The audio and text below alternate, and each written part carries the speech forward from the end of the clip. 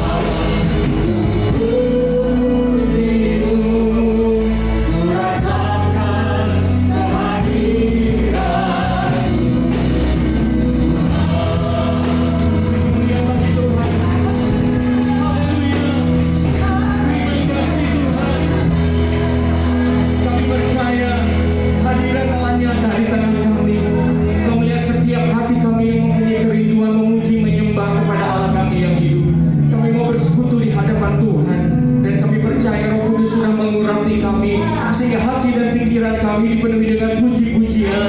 Terima kasih Bapa di surga.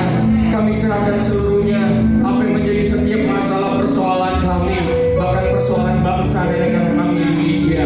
Kau berkati negeri yang kami kasihi, Indonesia. Dalam nama Yesus, Kau berkati Indonesia dari Sabang sampai Merauke. Kau berkati Tuhan kepulauan-kepulauan yang diisi oleh jiwa-jiwa baru. Engkau memberkatinya dalam nama Yesus. Bahkan Kau memberkati seluruh pelayan-pelayan Tuhan, hamba-hamba Tuhan yang sedang memberitakan Injil kebenaran firman Tuhan. Engkau nyatakan kuasa-Mu, Engkau nyatakan mujizat-Mu, sehingga terjadi mujizat Allah terjadi. Banyak jiwa dimenangkan oleh karena Allah menyertai seluruh hamba-hamba Tuhan. Bapak terima kasih, berkati Presiden Joko Widodo bersama wakilnya Mahfud Amin. Biar kiranya Tuhan Engkau melawat mereka Tuhan dalam nama Yesus. Engkau pakai mulut, lidah, hati dan pikirannya, sehingga apa yang ada dalam pikirannya hanya untuk kepentingan bangsa dan negara ini. Kau berkati, Kau urapi dengan hikmat marifat yang besar. Juga kepada menteri kabinet kerjanya, biar kiranya Tuhan juga melawat mereka, memakai kehidupan pribadi mereka menjadi alatnya Tuhan untuk kepentingan bangsa dan negara ini. Bapak terima kasih. Kami bersyukur Kau berkati gereja-gereja-Mu yang sedang beribadah saat ini. Kau berkati juga gereja di tempat kami beribadah. Jadikan gereja kami menjadi gereja saluran berkat Tuhan. Bapak terima kasih. Kami serahkan ke dalam tangan-Mu.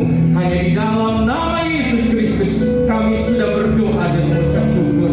Mari yang percaya katakan sama-sama, amin. Berikan kemuliaan bagi Tuhan. Haleluya. Silakan duduk Bapak Ibu. Kita akan memberikan persembahan dengan sukacita di hadapan Tuhan. Haleluya. Lebih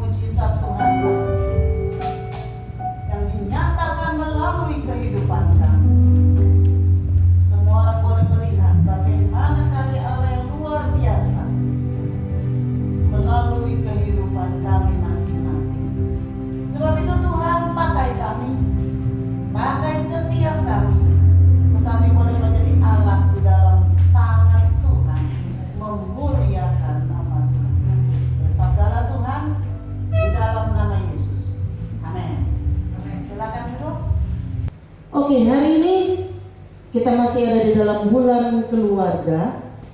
Dan hari ini saya akan membawa satu tema yang saya berharap kita tidak pernah mengalaminya, yaitu tentang perceraian. Tentang perceraian. Ayo kita baca di dalam Maleakhi pasal yang kedua. Mari kita buka dalam Maleakhi 2 ayat 15 dan 16. Maleakhi pasal yang kedua ayat 15 dan 16. Apakah semua sudah dapat? Kalau bisa juga ditampilkan, Rahel. Baik, kalau sudah kita akan baca bersama-sama dua ayat ini. 1, 2, 3. Bukankah Allah yang esa menjadikan mereka daging dan roh? Dan apakah yang dikehendaki kesatuan itu? Keturunan ilahi. Jadi jagalah dirimu dan janganlah orang tidak setia terhadap istri dari masa mudanya. Ayat 16. Sebab aku membenci perceraian, firman Tuhan Allah Israel, juga orang yang menutupi pakaiannya dengan kekerasan, firman Tuhan semesta alam. Maka jagalah dirimu dan janganlah berkhianat. Mari kita buka juga di dalam Matius 19. Matius 19 ayat 3 sampai 8. Matius 19 ayat 3 sampai 8. Saya akan membacakannya. Ayat 3. Maka datanglah orang-orang Farisi kepadanya untuk mencobai dia. Mereka bertanya, apakah diperbolehkan orang menceraikan istrinya dengan alasan apa saja? Jawab Yesus, tidakkah kamu baca bahwa Ia yang menciptakan manusia sejak semula menjadikan mereka laki-laki dan perempuan, dan firman-Nya, sebab itu laki-laki akan meninggalkan ayah dan ibunya dan bersatu dengan istrinya sehingga keduanya itu menjadi satu daging. Demikianlah mereka bukan lagi dua, melainkan satu. Karena itu apa yang telah dipersatukan Allah tidak boleh diceraikan manusia. Kata mereka kepadanya, jika demikian, apakah sebabnya Musa memerintahkan untuk memberikan surat cerai jika orang menceraikan istrinya? Kata Yesus kepada mereka, karena ketegaran hatimu, Musa mengizinkan kamu menceraikan istrimu, tetapi sejak semula tidaklah demikian. Bapak Ibu Saudara sekalian, pada masa saat ini, perceraian itu sudah semakin sering kita dengar. Bahkan menurut penelitian di masa-masa pandemi ini, angka perceraian menjadi meningkat. Yang seharusnya di masa pandemi, orang seharusnya malah keluarga menjadi lebih utuh, menjadi lebih kompak. Tetapi justru sebaliknya. Mungkin karena tekanan ekonomi, karena ada banyak sekali orang yang mengalami krisis ekonomi di masa-masa sekarang. Nah, umumnya, secara umum, alasan atau orang mengajukan perceraian itu, alasan utama adalah kebanyakan karena apa? Ketidakcocokan. Coba bayangin, dulu waktu masih pacaran kayaknya, wah ini yang paling cocok, ini yang luar biasa, akhirnya kutemukan, begitu kan? Tetapi begitu masuk pernikahan, setahun berjalan, 2 tahun, kok rasanya banyak gak cocoknya? Kok aku salah pilih kali ya? Mulai rasa ketidakcocokan. Lalu ada juga alasan ekonomi. Suami tidak memenuhi tanggung jawabnya. Alasan perzinahan, alasan kekerasan dalam rumah tangga, ada banyak alasan. Mari kita melihat apa kata Alkitab mengenai perceraian. Yang pertama, kita melihat bahwa pernikahan dimaksudkan oleh Tuhan untuk seumur hidup. Katakan seumur hidup. Dan hanya dapat dipisahkan oleh kematian. Roma 7 ayat 2-3 mengatakan demikian. sebab seorang istri terikat oleh hukum kepada suaminya selama suaminya itu hidup. Akan tetapi apabila suaminya itu mati, bebaslah ia dari hukum yang mengikatnya kepada suaminya itu. Jadi bagi Ibu Rosta, Ibu Shirley yang sudah tidak terikat, suaminya sudah dipanggil Tuhan, sudah tidak terikat lagi. Dia kalau mau menikah boleh, ya. Jadi selama suaminya hidup, ia dianggap berzina kalau ia menjadi istri laki-laki lain. Tetapi jika suaminya telah mati, ia bebas dari hukum, sehingga ia bukanlah berzina kalau ia menjadi istri laki-laki lain. Saudara, prinsip ini menentang dosa perceraian. Dikatakan selama dia terikat oleh suaminya dalam pernikahan, selama suaminya hidup, maka dia terikat, nggak bisa bercerai. Matius 19 ayat 6 dikatakan demikian, mereka bukan lagi dua, melainkan satu. Karena itu apa yang telah dipersatukan Allah tidak boleh diceraikan manusia, termasuk diri kita sendiri. Sebab kita pun tergolong manusia. Jadi itu alasan pertama, ya. Apa kata Alkitab? Pernikahan dimaksudkan untuk seumur hidup, dan hanya kematian yang memisahkan. Dan Alkitab juga mengatakan yang kedua, bahwa perceraian tidak diperbolehkan dengan alasan apapun.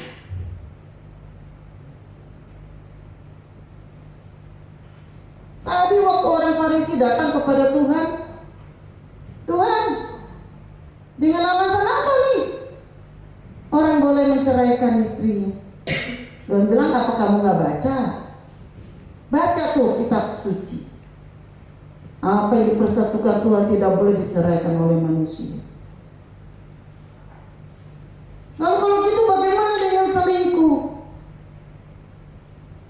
Wah, pasangan saya selingkuh, hatiku sakit. Sakitnya tuh di sini. Aku merasa dikhianati. Ulangan 24 ayat 1 mengatakan begini, apabila seseorang mengambil seorang perempuan dan menjadi suaminya, dan jika kemudian ia tidak menyukai lagi perempuan itu sebab didapatinya yang tidak senonoh padanya, lalu ia menulis surat cerai dan menyerahkannya ke tangan perempuan itu, sesudah itu menyuruh dia pergi dari rumahnya. Ini juga yang menjadi alasan orang Farisi bertanya kepada Yesus, karena dosa dan kekerasan hati manusia, karena ketegaran hatimu, Musa mengizinkan kamu menceraikan istrimu. Tetapi sejak semula itu tidak dimaksudkan demikian. Jadi selingkuh pun bukan alasan untuk perceraian. Lalu bagaimana solusinya kalau selingkuh? Bertobat dan mengampuni. Ya kalau sudah tahu berdosa, ya jangan terus hidup di dalam dosa. Bertobat, minta ampun, dan pengampunanlah solusinya. Mudah nggak ini? Nggak mudah. Makanya jangan bikin masalah, sebab itu nggak mudah. Lalu bagaimana dengan kasus KDRT, kekerasan dalam rumah tangga? Bagaimana kalau dapat pasangan yang selalu menyiksa? Ini masalah, saudara. Memang ini tidak mudah. Tetapi GBI pun memberikan solusi. Kalau ada kasus seperti ini, bukan perceraian solusinya, tapi perpisahan. Untuk sementara dipisahkan di hadapan para saksi. Pihak yang melakukan kekerasan menyatakan bahwa dia akan tidak keras lagi, tidak kasar lagi, tidak jahat lagi, tidak kejam lagi. Daripada bonyok pasangannya, pisah dulu lah. Sampai dia benar-benar berubah, sampai sadar, sampai sudah terjadi memang perubahan perilaku, baru rujuk kembali. Tetapi solusinya pun bukan perceraian. Bagaimana dengan kasus ketidakcocokan? Cekcok terus, ribut terus. Bagaimana dengan kasus sakit yang bertahun-tahun? Stroke belasan tahun. Koko saya barusan dipanggil Tuhan, saudara. 9 tahun dia stroke. Gak produktif, walaupun masih bisa jalan. Bagaimana kalau kasus keuangan? Suami tidak bisa mencukupi kebutuhan keluarga. Bagaimana kalau punya kebiasaan buruk? Udah gak tahan dah sama kebiasaan buruknya. Bagaimana kalau tidak punya anak? Ini bukan kasus sepele.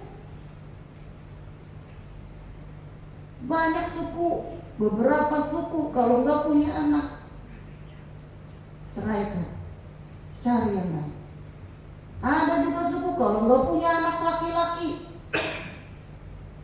cari istri yang lain. Wah. Tetapi saudara, mau tidak cocok kek, mau sakit penyakit, mau ribut terus, mau keuangan, masalah, kebiasaan buruk, tidak ada alasan untuk bercerai. Matius 19 ayat 3 mengatakan, maka datanglah orang-orang Farisi kepadanya untuk mencobai dia. Mereka bertanya, apakah diperbolehkan orang menceraikan istrinya dengan alasan apa saja? Yesus menjawab di ayat 6. Ini jawaban Yesus. Demikianlah mereka bukan lagi dua, melainkan satu. Karena itu apa yang telah dipersatukan Allah tidak boleh diceraikan manusia. Saudara masih ingat janji nikah? Di dalam janji nikah bukankah kita mengatakan, aku akan mengasihi engkau, aku akan tetap setia baik di dalam suka maupun duka. Artinya dalam keadaan kita senang ataupun susah, dalam keadaan kaya maupun miskin. Nanti saya mau rubah, miskin dulu baru kaya. Sebab kalau miskin udah bisa sesuai, yang kaya lebih mudah sesuainya. Enggak? Jadi mau masalah keuangan, kita sudah janji setia. Lalu dalam keadaan apa? Sehat maupun sakit. Bukankah di situ justru kesetiaan seseorang diuji? Yaitu pada saat mengalami hal-hal yang tidak enak. Pada saat bisa punya anak atau tidak bisa punya anak. Sebab siapa yang bisa memastikan bahwa kita akan bisa punya anak atau tidak? Siapa yang memberikan anak? Waktu Rahel tidak bisa punya anak, dia bilang sama Yakub, Yakub, kamu kasih dong aku anak. Itu Lea punya anak banyak tuh, masa aku gak bisa punya anak? Yakub bilang, emang aku Tuhan? Siapa aku bisa kasih kamu anak? Punya anak atau tidak punya anak bukan alasan untuk bercerai. Kalau yang mau menikah di Berto, saya doakan kalian punya keturunan kalau menikah. Bukan sekarang, nanti kalau sudah menikah ya. Tetapi bukan masalah punya anak atau tidak punya anak alasan perceraian. Ketidakcocokan gimana? Ribut terus gimana? Punya kebiasaan buruk gimana? ya harus belajar saling menerima. Sebab itu pernikahan itu adalah usaha yang terus menerus. Sampai kapan? Sampai kita dipanggil pulang. Selalu ada yang harus disesuaikan, selalu ada yang harus kita bisa terima, kita bisa beri, take and give. Itulah sebuah pernikahan. Nggak ada yang instan, harus diusahakan terus menerus. Nah, bagaimana kalau kita dengan kasus zina atau hidup dalam perzinahan? Tadi kan selingkuh, ini kita beda dengan zina. Matius 5 ayat 31 sampai 32 dikatakan begini. Telah difirmankan juga, siapa yang menceraikan istrinya harus memberi surat cerai kepadanya. Ayat 32, tetapi aku berkata kepadamu, setiap orang yang menceraikan istrinya kecuali karena zina, ia menjadikan istrinya berzina. Dan siapa yang kawin dengan perempuan yang diceraikan, ia berbuat zina. Kata kecuali ini, kecuali karena zina, kata kecuali ini menimbulkan pertanyaan yang kritis. Zina dalam kecuali adalah di dalam kecuali karena zina ini, asal katanya ini adalah porneia. Porneia ini artinya percabulan, seperti pelacuran. Sedangkan zina yang kedua, dan siapa yang kawin dengan perempuan cerai, ia berbuat zina. Zina yang kedua adalah katanya moikao, yang berarti adultery, ya, atau zina. Nah, saudara, ada beda di sini. Porneia ini artinya itu hidup di dalam dosa perzinahan. Artinya bukan karena sekali kelupaan, hilaf, atau ada situasi kondisi entah yang bagaimana sampai dia menjadi lupa daratan, ingat lautan gitu ya. Minggu lalu saya mancing, saudara, jadi saya lupa daratan waktu di sana, ingat lautan. Nah, saudara, porneia ini adalah hidup di dalam percabulan, hidup di dalam perzinahan. Jadi yang terus menerus hidup di dalam dosa perzinahan. Nah, saudara, disinilah yang dikatakan kecuali karena dia hidup di dalam pola hidupnya adalah berzina dan tidak ada niat untuk bertobat. Ini berbicara bukan perbuatan satu kali, tetapi memang terus menerus. Sudah menjadi habit, sudah menjadi kebiasaan, dan tidak mempunyai usaha untuk bertobat. Nah, untuk inilah dikatakan perceraian bisa terjadi, namun bukan berarti harus. Ingat sekali lagi, Yesus mengatakan ini karena kekerasan hatimu. Tapi di sini dikatakan bisa, namun bukan berarti harus. Tapi ingat satu hal, bahwa yang meminta cerai adalah yang berbuat dosa, bukan yang hidup benar.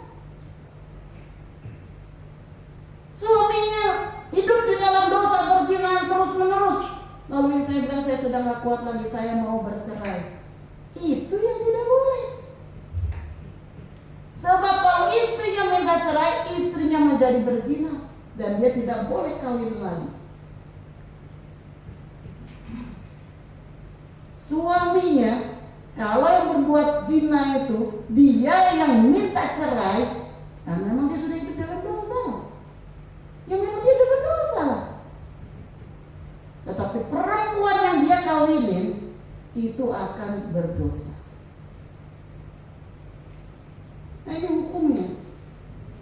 Tuhan tidak menginginkan perceraian.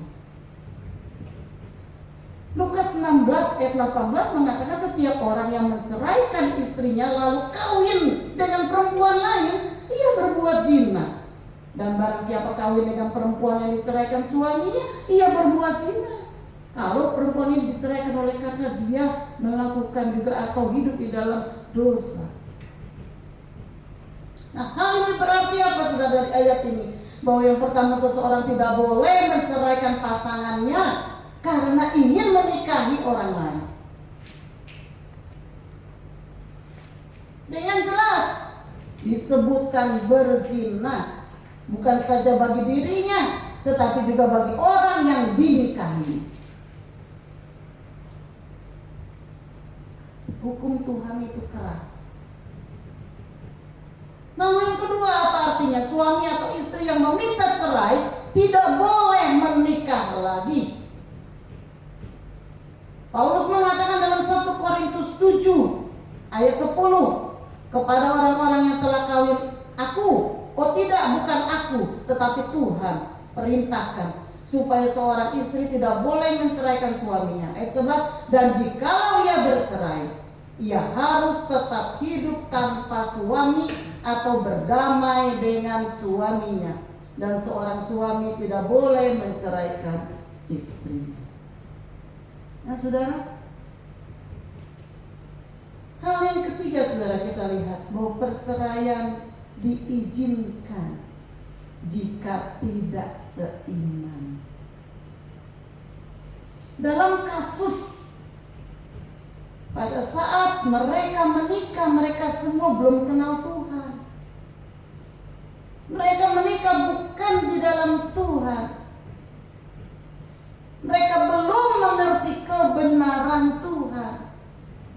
Lalu ketika mereka menikah, maka salah satu menjadi orang percaya. Salah satunya menjadi orang percaya. Nah, di sini dikatakan, jika pasangannya yang belum percaya tidak keberatan, maka jangan diceraikan. Tetapi kalau dia keberatan dan meminta cerai, Rasul Paulus mengatakan dalam 1 Korintus 7 ayat 15, tetapi kalau orang yang tidak beriman itu mau bercerai, biarlah ia bercerai. Ingat sekali lagi, yang meminta cerai adalah mereka yang tidak di dalam Tuhan. Mereka yang ada di dalam kegelapan, bukan orang yang sudah di dalam Tuhan. Kalau orang yang tidak beriman itu mau bercerai, biarlah ia bercerai. Dalam hal yang demikian, saudara atau saudari tidak terikat, tetapi Allah memanggil kamu untuk hidup dalam damai sejahtera. Sekali lagi, kata yang digunakan adalah diizinkan, bukan harus. Namun perceraian karena alasan apapun, termasuk porneia, termasuk yang hidup di dalam dosa perzinahan, itu bukanlah kehendak Allah yang sempurna atau the perfect will of God, tetapi adalah kehendak yang diizinkan atau dibiarkan Tuhan, atau the permissive will of God. Perfect will of God-nya, kehendak Allah yang sempurna adalah tidak ada perceraian, karena hukumnya adalah pengampunan. Untuk apa? Untuk menjadi solusi bagi masalah pernikahan, masalah hubungan. Tetapi jika juga seperti hidup di dalam dosa dan tetap itu adalah menuntut perceraian, maka Tuhan mengizinkan, membiarkan. Itulah the permissive will of God. Karena apa? Kekerasan hati manusia. Sama seperti waktu umat Israel bilang, Nabi Samuel, kami ingin seorang raja kayak bangsa-bangsa lain. Samuel tanya sama Tuhan, Tuhan bilang mereka memang kurang ajar. Selama ini mereka itu aku kan yang menjadi pemimpin mereka, teokrasi. Jadi mereka nggak tahu apa yang mereka minta. Samuel bilang nggak boleh. Bukankah ada Tuhan yang jadi pemimpin kita? Bukankah ada aku sebagai nabi? Tapi mereka tetap ngotot, kasih aku raja seperti bangsa-bangsa lain. Rasanya nggak komplit kalau kita nggak punya raja. Nah inilah akhirnya Tuhan bilang, ya udah cari sana Saul. Tapi ingat, itu bukan perfect will of God, itu permissive will of God yang diizinkan. Artinya Tuhan oke membiarkan. Karena apa? Karena kekerasan hati. Nah, mengapa Allah membenci perceraian? Maleakhi 2:16 tadi mengatakan, sebab aku membenci perceraian, firman Tuhan Allah Israel, juga orang yang menutupi pakaiannya dengan kekerasan. Mengapa Allah membenci perceraian yang pertama? Karena Tuhan telah mempersatukan mereka, satu laki-laki dan satu perempuan. Dari semula Tuhan hanya membentuk satu Hawa. Perhatikan, dari awal Tuhan hanya membentuk satu Hawa untuk satu Adam. Emang dipikir Tuhan gak bisa bikin Hawa-Hawa lainnya? Bisa. Emang Tuhan gak bisa bikin, dibentuk lagi nih? Karena Adam dipikir kurang banyak kalau istrinya satu, mesti 4. Bikin lagi. Bisa. Tetapi mengapa Tuhan tidak lakukan? Karena bukan itu yang Tuhan kehendaki. Tuhan mau satu laki-laki dengan satu perempuan. Di dalam 1 Korintus 7:2 dikatakan dalam bahasa Inggrisnya demikian. Nevertheless, to avoid fornication, let every man have his own wife, and let every woman have her own husband. Perhatikan kalau dalam bahasa Inggris jelas di situ. Biarlah setiap laki-laki memiliki istrinya sendiri kalau bahasa Indonesia. Tetapi kalau bahasa Inggris wife-nya benar-benar dalam bentuk tunggal. Tuh, wife bukan wives. Husband-nya juga dalam bentuk tunggal, bukan husbands. Jadi hanya satu. Suami istri harus hidup dalam kasih yang kudus dan bukan di dalam kekerasan atau hawa nafsu yang brutal.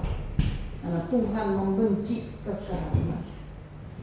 Alasan yang kedua mengapa Allah membenci perceraian, sebab suami istri akan melahirkan keturunan atau generasi ilahi. Artinya anak-anak atau keturunan yang takut akan Tuhan. Saudara, ini bisa terjadi, ini bisa diperoleh jika anak-anak lahir dalam keluarga yang utuh dan kudus. Bagaimana air bisa keluar bersih dari botol yang kotor? Air bersih hanya bisa keluar dari botol juga yang bersih. Keturunan kita akan menjadi keturunan ilahi kalau orang tuanya pun hidup kudus. Kalau dia melihat contoh dari orang tuanya, teladan dari orang tuanya yang takut akan Tuhan.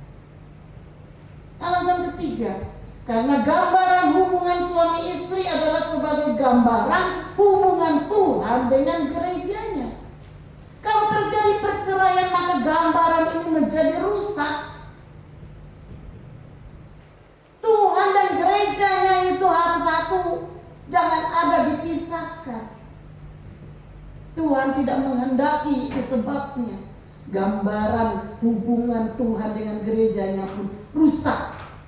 Karena itu tidak bisa dilihat dari gambaran hubungan suami istri yang bercerai. Saudara, pernikahan itu adalah bukan kontrak, tapi covenant. Ikatan perjanjian. Dan jangan lupa, bukan di antara dua, tetapi menyangkut tiga, suami, istri, dan Tuhan. Sebab itu kalau cerai, rusak ini. Sebab ada Tuhan di tengah-tengahnya.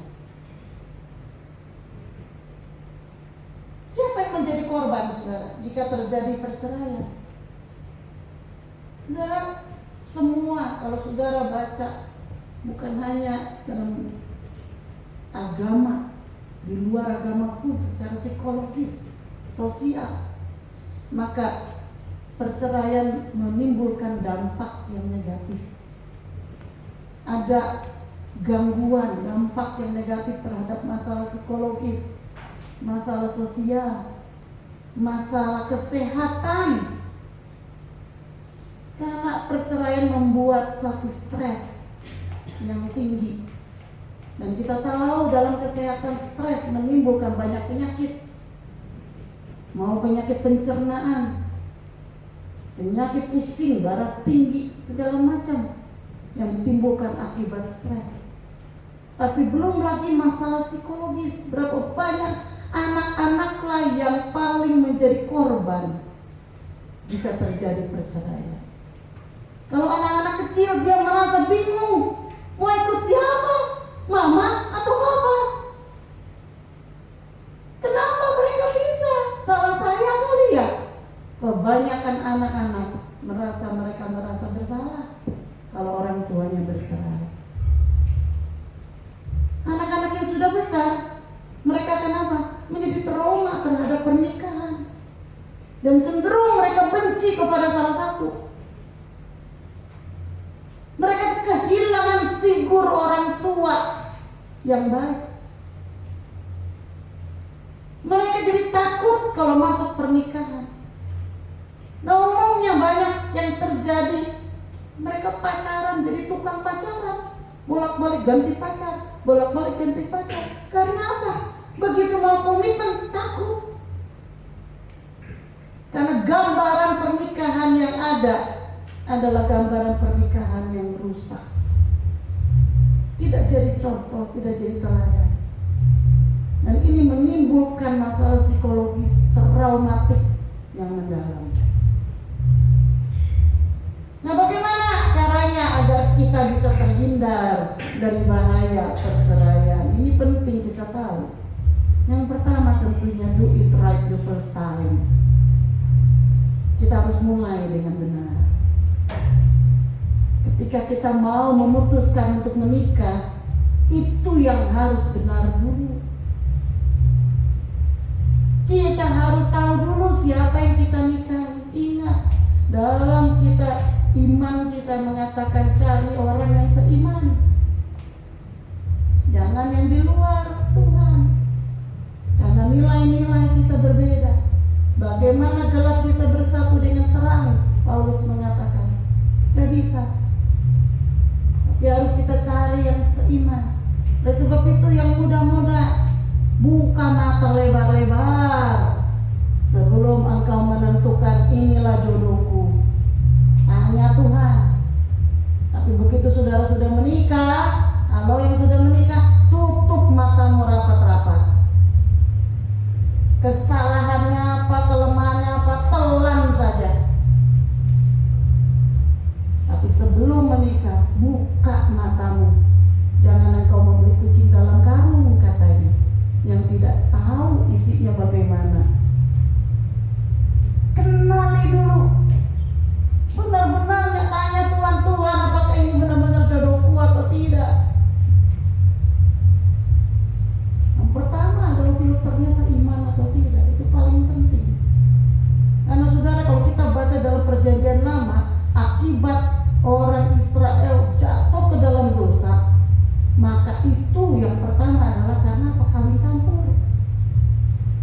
Karena mereka mengambil perempuan-perempuan asing menjadi istri mereka dan kemudian menyeret mereka menyembah kepada dewa-dewa asing. awal kejatuhan umat Tuhan. Awal kejatuhan umat Tuhan. Yang kedua, saudara, bagaimana caranya agar kita bisa terhindar dari bahaya perceraian? Yang kedua dalam ayat 15 dan 16 dari Maleakhi. Di situ 2 kali sampai ditekankan, jagalah dirimu. Jagalah dirimu. Sampai 2 kali. Di ayat 15 juga ditulis jagalah dirimu. Ayat 16 juga dikatakan jagalah dirimu. Jagalah dalam bahasa aslinya adalah shomar. Artinya protect. Melindungi. Atau juga memagari. Hedge about properly. Menjaga, memagari dengan sepantasnya. Terhadap apa biasanya? Kalau kita jalan ada duri-duri, nah kita akan jaga. Jangan sampai kita terkena duri. Itu saudara, syoma. Jagalah dirimu, sebab apa? Di sekeliling kita ini banyak sekali godaan. Jagalah hatimu. Matius 15 ayat 19 dikatakan, karena dari hati timbul segala pikiran jahat, pembunuhan, perzinahan, percabulan, pencurian, sumpah palsu, dan hujat. Sebab itu kita jaga hati kita. Bagaimana menjaganya? Dengan firman Tuhan. Sebab itu rajin kita baca firman. Saat teduh ya, keluarga-keluarga di rumah. Saat teduh. Semua jemaat Tuhan yang ada di rumah.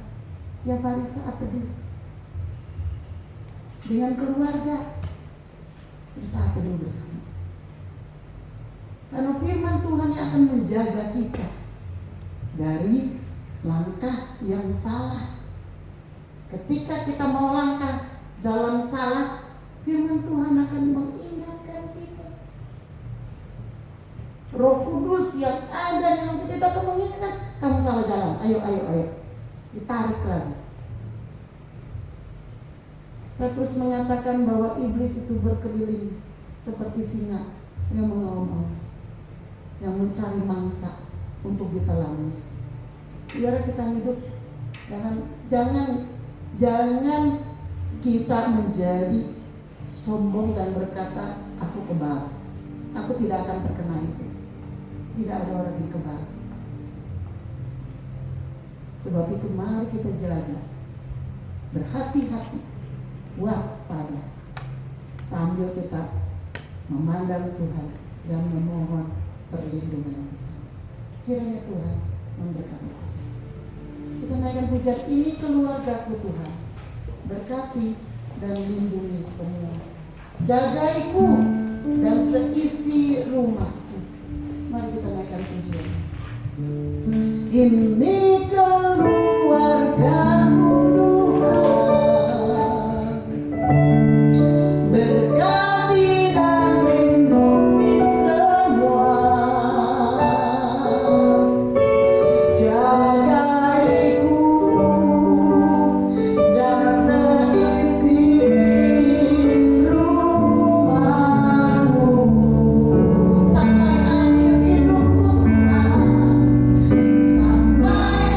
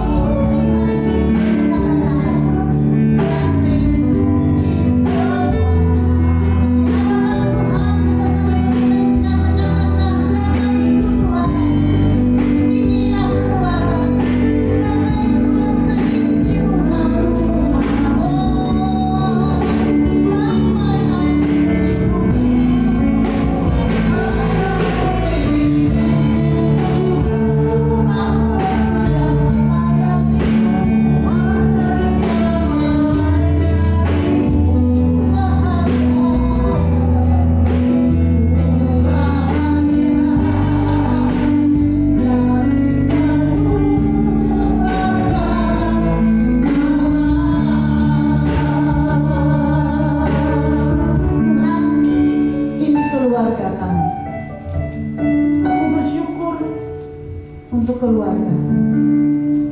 Saudara ucapkan syukur bagi pasangan. Aku bersyukur untuk suami, aku bersyukur untuk istri yang Kau beri itu. Terima kasih Engkau sudah mempertemukan kami, Engkau sudah mempersatukan kami di dalam pernikahan. Kami tahu Tuhan, ada banyak hal yang kami harus usahakan bersama untuk kami bisa saling memahami, untuk kami bisa saling menerima, untuk bisa kami saling mengampuni Tuhan. Sebab itu Tuhan, biarlah anggur baru itu selalu Kau limpahkan bagi keluarga kami. Kasih yang selalu baru Engkau limpahkan di dalam hati kami, sehingga kami boleh saling mengasihi, tetap setia, bahkan kami boleh semakin mesra sampai Tuhan memanggil kami. Terima kasih ya Bapak. Kami menyerahkan Tuhan semua keluarga-keluarga di tempat ini. Tuhan, ikatan kasih-Mu kiranya mempersatukan mereka. Sebab itu kami hancurkan segala kuasa-kuasa yang mau merusak kebahagiaan keluarga kami. Di dalam nama Yesus, roh-roh perzinahan, roh-roh percabulan, aku usir, aku hancurkan di dalam nama Yesus. Terima kasih Tuhan, Engkau memulihkan setiap keluarga. Saat ini kami berdoa untuk Hendrik Tuhan yang ada di rumah sakit. Tuhan menolong, menjamah dia saat ini juga. Kesembuhan dari Tuhan terjadi atasnya. Sakit penyakit apapun yang dideritanya, di dalam nama Yesus sembuh. Haleluya. Dan dia boleh segera kembali ke rumahnya dengan tubuh yang sehat. Terpuji nama Tuhan. Mari para kekasih Tuhan, angkat tanganmu di hadapan Tuhan, arahkan hatimu dan terimalah berkat. Tuhan memberkati engkau, Tuhan melindungi engkau, Tuhan menyinari engkau dengan wajahnya dan memberi engkau kasih karunia-Nya. Tuhan menghadapkan wajahnya kepadamu dan memberi engkau damai sejahtera. Pulanglah dan bawalah segala berkat, rahmat, anugerah dari Allah Bapa, kasih setia dari Tuhan kita Yesus Kristus, serta persekutuan dari Roh Kudus menyertai kita sekalian, mulai dari sekarang sampai Tuhan Yesus datang kembali. Di dalam nama Yesus, mari yang percaya kita katakan bersama, amin, amin, amin. Saudara, sebelum selesai, ada satu pengumuman. Akhir tahun, tanggal 31 Desember, kita tidak mengadakan ibadah onsite, tetapi kita akan adakan ibadah online. Sebab itu, saudara mau di mana saja, saudara bisa mengikutinya, tetapi saudara bisa memberikan kesaksian-kesaksian seperti biasa. Kita akan mengemas acara ini dengan apik, semoga ini bisa berjalan. Judulnya adalah apa judulnya? Immanuel, Tuhan besertaku. Ya, jadi saudara-saudara, setiap keluarga saya menghimbau berilah kesaksian dalam bentuk video, ya, dalam bentuk video, ya, keluarga-keluarga, dan semua anggota keluarganya tentunya muncul di video itu. Berpakaianlah rapi di situ, bagus, ya, enak dilihat ya, karena akan ditonton semua orang. Bukan saja anggota gereja kita mungkin yang akan melihat, ada banyak lagi orang yang bisa melihat. Dan kalau saudara bingung, karena kita punya durasi yang diberikan hanya sekitar 2-3 menit saja paling lama, maka saudara tulis dulu apa yang mau dikatakan ya. Kadang-kadang udah di depan kamera kita tuh jadi gelagapan ngomongnya ya. Tulis dulu apa yang mau dikatakan, dan saudara nanti bisa syuting di depan kamera saudara, di depan handphone saudara, dan kirimkan itu kepada saudara sini sebagai panitia Natal dan tahun baru dan Paskah ya. Kita kapan deadline-nya sini? 29 November. Mengapa? Oh masih lama dong, masih 1 bulan ya. Karena kita perlu mengedit ya. Sebab itu banyak sekali file yang akan masuk dan perlu diedit supaya kelihatannya pun akan lebih cantik ya. Oke, Tuhan memberkati kita. Silakan.